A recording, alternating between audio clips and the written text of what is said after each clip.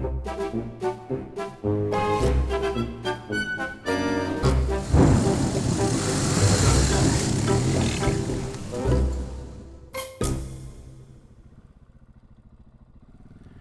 morning, awesome players. Riley here from the Awesome Players Off-Road Motorcycle Club. And it is spring and it is beautiful. And I am off to Ivan's place. And we are meeting up with Pat and Marc and Fred to do some validation of some routes for the upcoming Classique, which is the biggest dual sport ride in Canada. Marc, the organizer, reached out to Ivan to ask if he could help create some of the routes since this event has moved to a new location, so all the routes are going to be brand new. Our little convoy rolled into the A&W in Hawkesbury, and there we met up with Marc on his T700. We could have gotten to Papanolabel a little faster by taking the highway, but Ivan led us on a really nice ride with a combination of fast gravel roads and twisty tarmac. And then from here the adventure starts. Well, little ride up to the park. One last stop to fill up with gas and check our emails, and we would be heading into the park. Now, our merry band consisted of Ivan on his KTM 690, Pat on his mighty DR650, actually extra mighty because it's had a front end swap and a major frame reinforcement. Then we had Marc on his T7. Marc wasn't running the most aggressive tires, and that would come into play later. And then myself, Riley, riding the 701. I think we're going straight here. Yeah. Fred never ended up showing up, and later on we found out that he made it to A&W by around 11 because he hadn't gotten all of his equipment sorted out. Actually woke up to find out he hadn't even put his bike back together and the skid plate wasn't on. Then couldn't find his pants, his socks, and all of his gear, so the first ride of the year can be a little challenging for some people. Now, the trail you're seeing right now is very, very typical of what you're going to see in Papanolabel. So a lot of roads that are still relatively solid but can be overgrown. So one of the things that we would encounter today would be a lot of face smacking.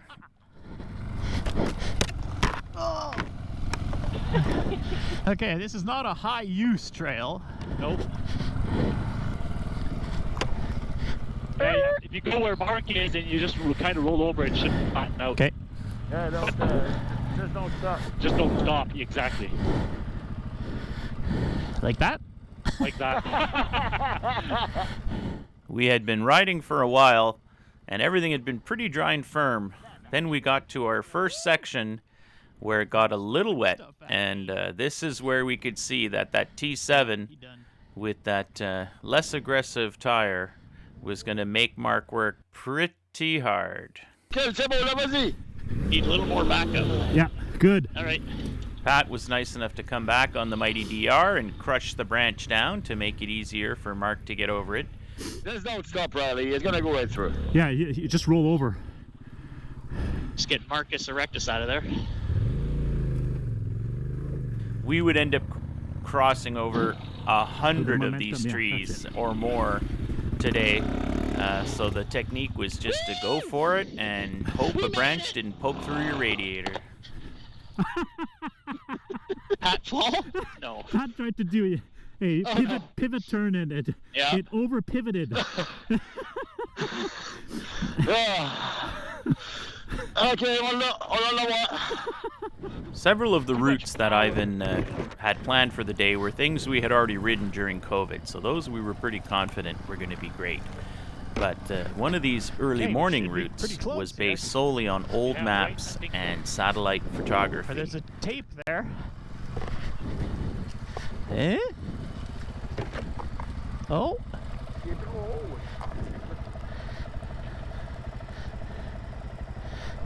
would be right here then. We will wait for a report. So we were bombing along, You see everything anything was down going there? wonderfully, and then we got to a spot where the GPS was telling us there was a right turn. And we I'm drove gonna go a little farther right by back it. this way. Yeah, I think just a bit. There's a huge drop off here, man.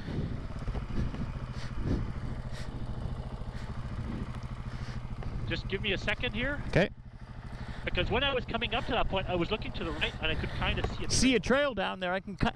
If it is, it hasn't been used in a long time. I found it. Okay. And actually, even after turning around and looking for it, we had a really hard time finding it. And eventually, Ivan just kind of plunged into the undergrowth, and we saw the remains of what must be a very underused trail. Used it a long time. All right. How did you get in there? Oh no, I don't think this is gonna work. The previous week, there had been a ton of rain, so we were quite surprised to see how dry it was in general in the park. But this area we were in now was pretty low. Yeah, it's gonna be And up ahead, I could see Mark on the T7 was having a little trouble in these wet spots. He would chew and chew and chew his way through. And then on the 701, with a little less weight and a much more aggressive tire, I could just idle through those sections with no effort. okay. So for a walk, We were pretty much just plowing our Okay, way switching off. through the underbrush here when Ivan up front came to a down tree. Had to remove a few spiky branches so that we wouldn't get speared as we crossed it.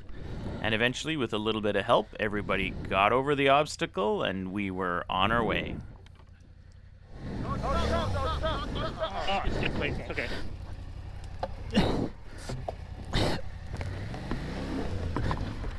Easy peasy.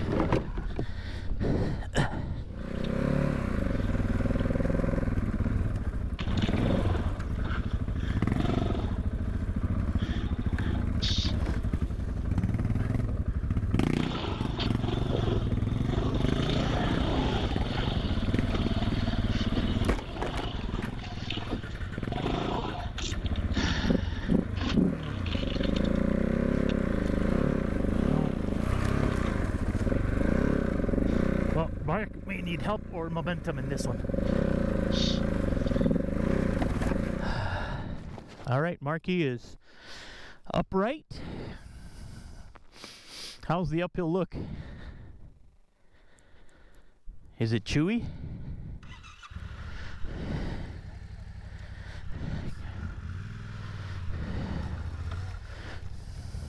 Here he comes. Riley, are you coming? Yep. I'm a coming.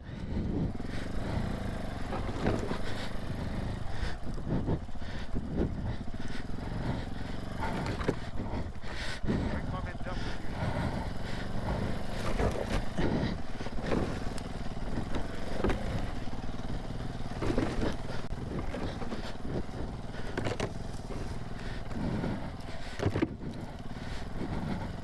Yeehaw. A little farther along, we came to a tree that was going to be way too much work to go over. So Ivan set to work with the mighty silky saw to make a bypass.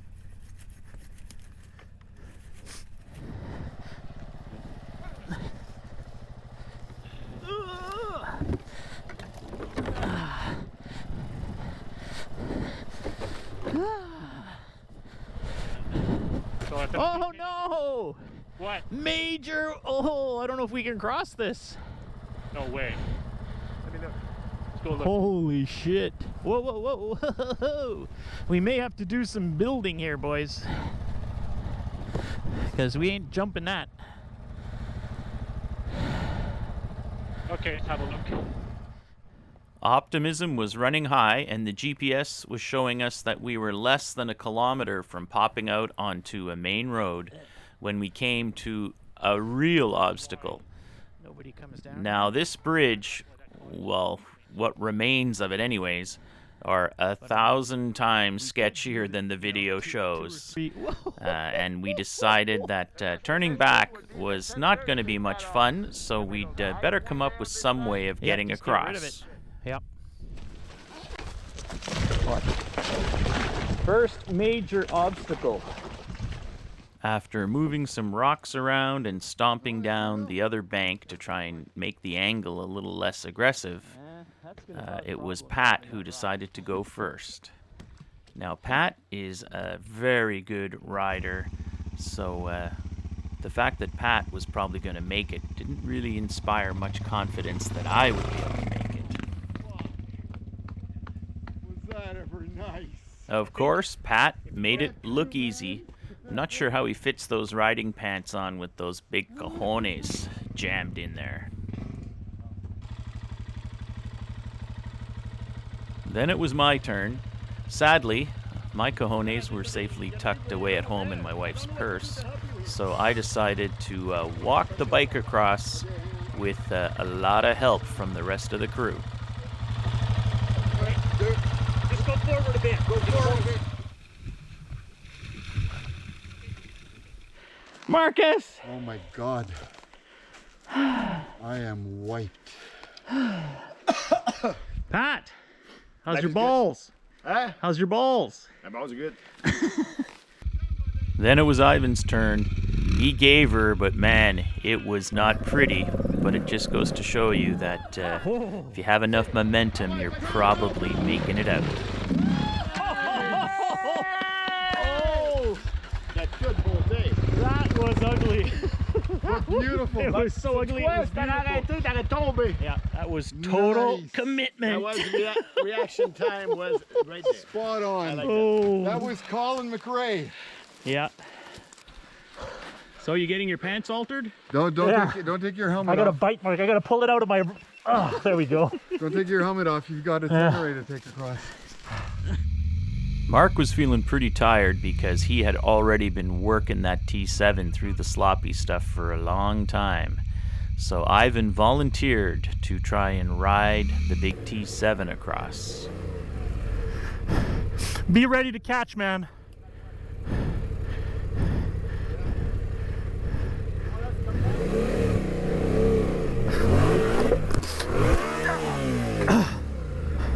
Okay? The bike is fucking heavy, man. It's on my leg. Oh. Well, the bike is not in the water.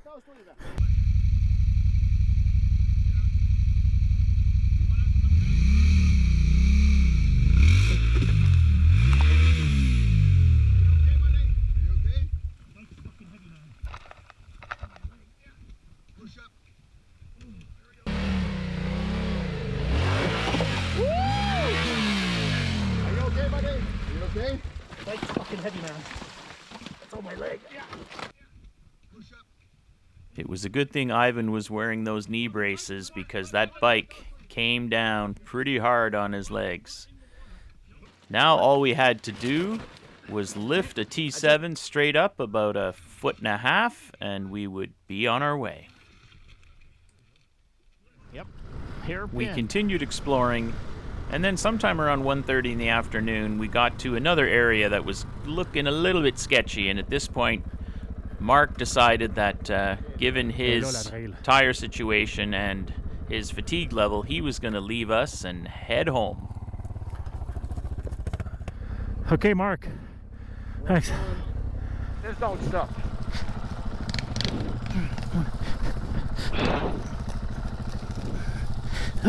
Like that? Yeah, like that. Don't stop, Randy. Don't stop. There you go. Nope. You've broken it in. Give her! All right. Woo!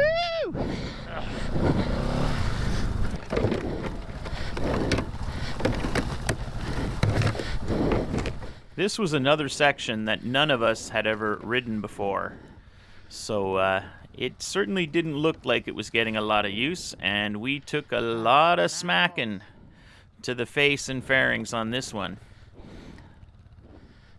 It looked very promising, but then at some point it just pretty much ground into, swampy, rooted trees blocking the trail. And there was still quite a ways to go before this trail was going to connect to a road. So we decided to turn around and call this one a failure. We were checking out another route, which was looking pretty promising as well, and sadly it came to this big ravine with these massively steep embankments. So once again, this was another dead end that wasn't going to work out. No. We did encounter a little bit of snow in a few places, but given that the big event is at least 2 weeks away, that should all be long gone by then. The next trail is a trail we've done many times before, but still needs to be checked to make sure there's no big trees or massive washouts. Beaver! One of the scariest moments of the day happened when Pat just fell into this big hole, which sadly I wasn't recording, but you can see it was pretty sketchy. That's nice, deep. We decided to take a few moments and cut down some trees and mark this hole because it was pretty easy to miss it, and just the way you came up to it, you kind of had a tendency to want to stay to the right, which is exactly where the hole was.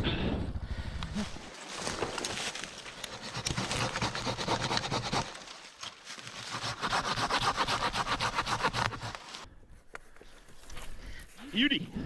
Only 100K to go. Pat, what do you think? It's not gonna happen. We went up, they blocked, there's a tree in the way.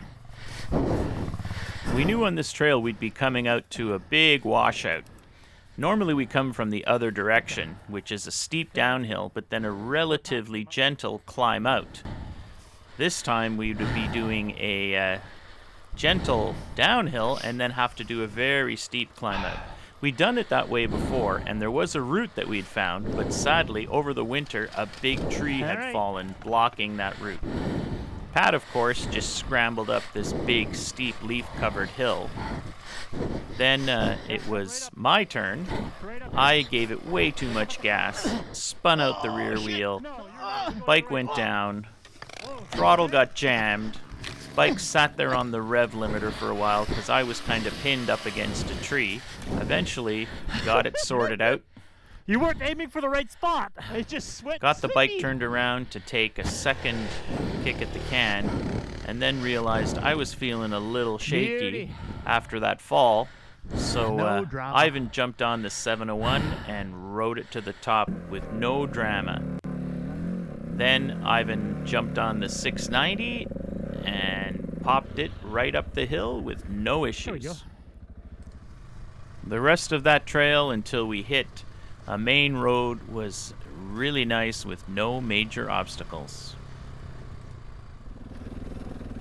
The last trail that Ivan wanted us to check out for the day had a interesting bypass. Normally not too much trouble, but still we wanted to make sure it was passable. So we headed up the long, rocky climb until we got to the bypass.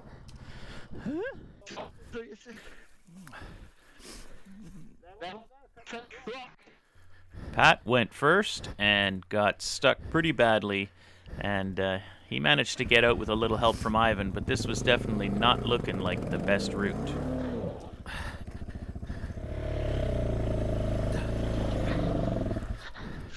Oops. Because if you could come up here, or come up.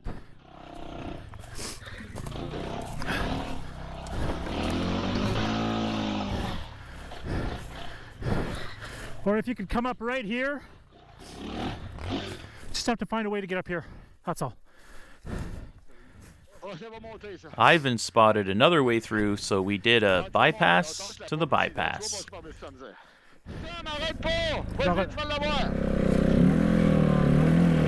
C'est même pas momentum, je voulais pas accrocher la grosse roche qui dépassait à droite.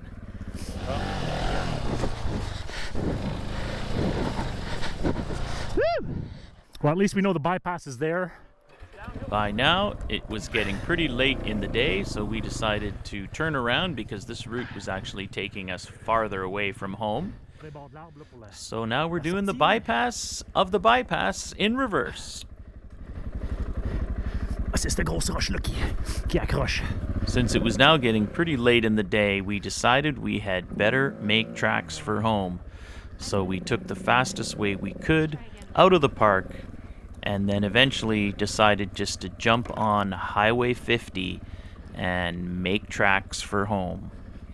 I kept this video pretty short since I wanted to get it out as soon as possible, so I didn't show you everything we ended up doing that day. But I think the event's going to be great. The trails there in Papineau-Labelle are fantastic. There's still quite a bit of work to be done. I think Ivan is going to be back at his computer screen drumming up some new GPS tracks that will need to be checked out. We'd love to hear from you, so if you head over to awesomeplayers.com, you can find our contact information there if you want to send us an email. You can also click and purchase patches or stickers if you'd like to devalue your riding equipment or your machine. We also have a Facebook page which sees a little bit of traffic and is kind of fun if you'd like to share some of your pictures and or adventures with us.